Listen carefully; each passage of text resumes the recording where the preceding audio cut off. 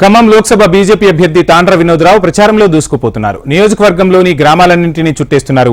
దేశంలో 10 ఏళ్లలో మోడీ చేసిన అభివృద్ధిని ప్రజలకు వివరిస్తున్నారు. ప్రచారంలో భాగంగా ఓ టీ షాప్ కు వెళ్లి అక్కడున్న వారితో ముచ్చటించారు.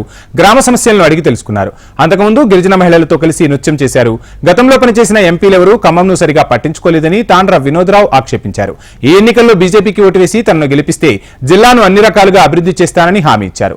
6 గ్యారంటీలతో కాంగ్రెస్ గారడీ చేస్తుందని విమర్శలు గుప్పించారు వినోద్రావు. ఈరోజు మీరు పాలేరు ప్రజల స్పందన చూస్తూ ఉంటే మీకు తెలుస్తుంది, నాకు తెలుస్తుంది, ప్రపంచానికి తెలుస్తుంది, అపోజిషన్కి తెలుస్తుంది. ప్రజల గుండెలలో నరేంద్ర మోడీ గారు ఉన్నారు. ప్రతి గుండె చప్పుడు నరేంద్ర మోడీ గారు ఉన్నారు. ప్రతి గుండెలలో రాముడు ఉన్నారు, రామ భక్తుడు ఉన్నారు. రామరాజ్యం చేస్తున్న నరేంద్ర మోడీ గారిని వారు కొలుస్తున్నారు, వారు దీవిస్తున్నారు. ఈ కార్పొరేట్ సంస్థలాగా మనం చేయలేము. ఇది ప్రజలు గమనిస్తున్నారు. ప్రజల మధ్యలో ప్రజలతోటి మమేకమై ప్రజల జీవనలు తీసుకుంటూ వారి అసహనం కూడా ఒక్కోసారి వ్యక్తం చేస్తూ ఉంటారు. అది కూడా మనం అర్థం చేసుకుంటూ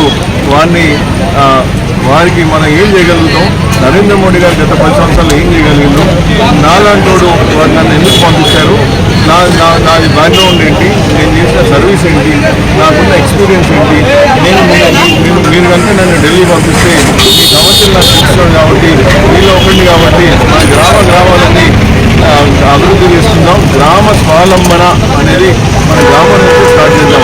ఎక్కడి నుంచో డిస్ట్రిక్ట్ నుంచి ఇంకా పక్కన పట్టణాల నుంచి మన వస్తువులు మన అవసరం లేదు.